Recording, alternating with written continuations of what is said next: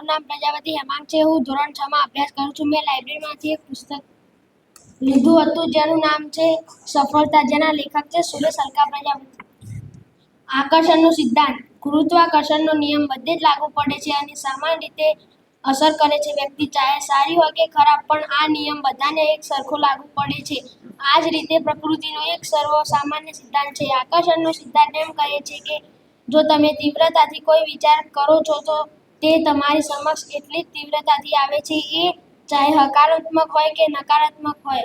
કોઈને મળવાની તીવ્ર ઝંખના તે વ્યક્તિને સંદેશો પહોંચાડે છે અને તેને તમારી સમક્ષ હાજર કરી દે છે. એ જ રીતે કોઈ ડર હોય કે પછી કોઈ સિદ્ધિ મેળવવાની તીવ્ર ઝંખના હોય, મનમાં પૂરા ભાવ કે લાગણી સાથે થયેલું ચિંતન લોહચુંબકની ભૂમિકા અદા કરે છે અને એટલી જ તીવ્રતાથી એવી પરિસ્થિતિનું નિર્માણ કરે છે.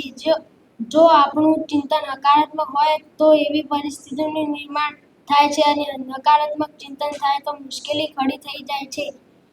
મહત્વનું એ છે કે આપણે આકર્ષણનો સિદ્ધાંત કયા વાપરીએ છીએ.